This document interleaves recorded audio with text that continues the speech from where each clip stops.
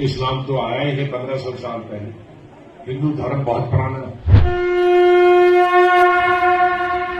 ये वीडियो देखा आपने? इसमें जम्मू कश्मीर के पूर्व मुख्यमंत्री गुलाम नबी आजाद कह रहे हैं कि हिंदुस्तान के मुसलमान सनातनी ही थे जो हिंदू से कन्वर्ट होकर मुसलमान बने हैं। बाकी तो सब हिंदू से ही कन्वर्ट हुए हैं मुसलमान हिंदुस्तान में, और उसकी मिसाल हमारी कश्मीर में। आखिर हिंदुस्तान के हिंदू कन्वर्ट क्यों हुए? आखिर कौन सा वह मुस्लिम शासक था जिसने भारत पर आक्रमण करके यहाँ के हिंदुओं को बलपूर्वक मुसलमान बना दिया था?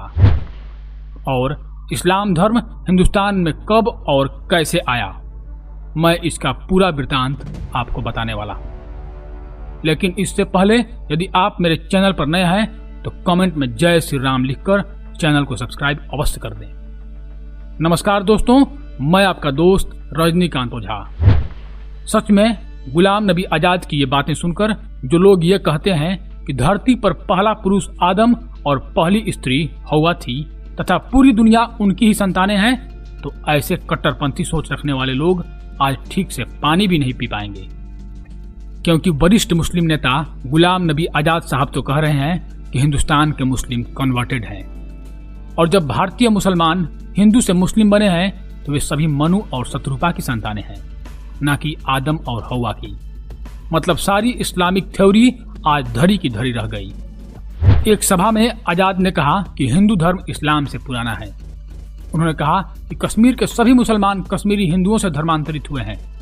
कश्मीरी मुसलमानों का जन्म हिंदू धर्म में हुआ है।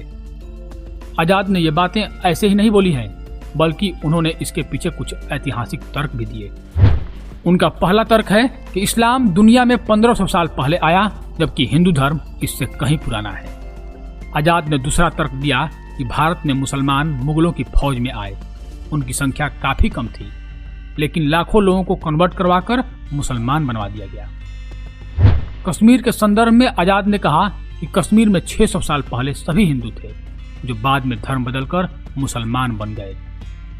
दोस्तों, कश्मीरी मुसलमानों पर रिसर्च करने वाली टीम को कुछ पुराने दस्तावेज मिले हैं। कश्मीर में हिंदू से मुसलमान बने लोगों के संदर्भ में दो सबसे बड़े नाम का उदाहरण लिया गया। पहला अल्लामा इकबाल और दूसरा फारूक अब्दुल्ला का।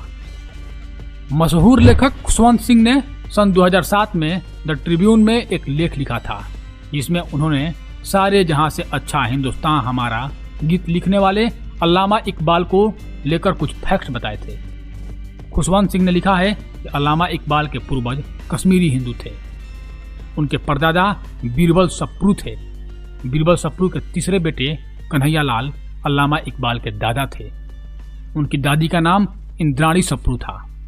इकबाल के पिताजी का नाम रतन लाल था। खुशवंत सिंह ने लिखा है कि रतन लाल का जन्म हिंदू परिवार में हुआ। बाद में वो इस्लाम कबूल करके नूर मोहम्मद बन गए। वहीं जम्मू कश्मीर के मुख्यमंत्री रहे फारूक अब्दुल्ला खुद कई बार कह चुके हैं कि उनके पूर्वज कश्मीरी हिंदू थे। फारूक अब्दुल्ला के पिता शेख अब्दुल्ला कश्मीर के बड़े नेता थे। अपनी ऑटोबायोग्राफी अतीश ए चिनार में शेख अब्दुल्ला ने अपने हिंदू पूर्वजों के बारे में बताया है। अतीश ए चिनार में शेख अब्दुल्ला ने लिखा है कि उनके पूर्वज कश्मीरी हिंदू थे। उनके परदादा का नाम बाल मुकुंद कौल था। उनके पूर्वज मूल रूप से सप्रू गोत्र के कश्मीरी हिंदू थे। किताब के मुताबिक अफगान शासनकाल में उनके पूर्वज रघुराम ने एक सूफी के हाथों इस्लाम कबूल किया था। वैसे फारूक अब्दुल्ला कई बार सार्वजनिक मंचों से ये बात कबूल कर चुके हैं कि उनका हिंदू धर्म से नाता रहा है। उन्हें कई बार मंदिरों में सांस्कृतिक विधि विधान से पूजा करते हुए भी देखा गया है। भगवान राम हर एक के भगवान हो, मुसलमान हो, ईसाई हो, क्रिश्चियन, अमेरिकन हो, रूसी हो। पाकिस्तान में भी बहुत से मशहूर लोग हैं जिनके नाम का सरनेम अभी भी हिंदू ही है, जैसे पाकिस्तान के मशहूर पत्रकार नजम सेठी। सेठी मूल रूप से पंजाबी खत्री होते हैं जो हिंदू होते हैं। वैसे ही पाकिस्तान के रिटायर्ड चीफ जस्टिस इफ्तार चौधरी हों या कट्टरपंथी जाकिर नाइक, इन सब का सरनेम अब भी हिंदू ही है। दोस्तों, आरंभ के इतिहासों में नजर दौड़ाने पर पता चलता है कि भारत पर पहला मुस्लिम आक्रमण 636 ईस्वी में बंबई के निकट स्थित थाने में हुआ था। इसमें लगभग 500 मुस्लिम ओमान के रास्ते हिंदुस्तान में घुसे थे। लेकिन वह आक्रमण असफल रहा। इसके बाद इराक के हाकिम अल हज्जाज ने मोहम्मद बिन कासिम के नेतृत्व में अरबों को सिंध पर आक्रमण के लिए भेजा था। मोहम्मद बिन कासिम हाकिम अल हज्जा का भतीजा और दामाद था। 712 ईस्वी में उसने सिंध में आक्रमण कर भारी तबाही मचाई और लाशों के ढेर लगा दिया। इस युद्ध में अरबों ने सिंध पर जीत हासिल की। उन्होंने वहां के राजा दाहिर को परास्त कर दिया और इस तरह से पहली बार भारत में इस्लाम धर्म का आगमन हुआ। फारसी ग्रंथ चचनामा में अरबों की सिंध पर जीत की जानकारी मिलती है।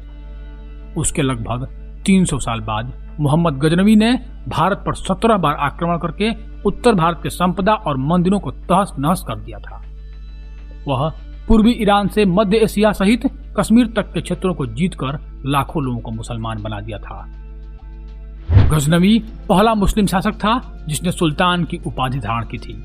हालांकि मुल्तान और पंजाब के जाटों से बार बार शिकस्त के कारण 1030 ईस्वी में 59 साल की उम्र में वह मर गया था। सन 1200 से 1400 साल के बीच अखंड भारत में मुस्लिम जनसंख्या 4 लाख से 32 लाख हो गई थी। उस समय दिल्ली पर गुलाम, खिलजी और तुगलक वंशों का शासन था। इनके शासनकाल में हिंदुओं को जबरन कर लगाकर या धर्म भ्रष्ट करवाकर मुसलमान बना दिया जाता था। बाकी का काम आक्रांता औरंगजेब ने हिंदुओं पर जुल्म करके कर दिया।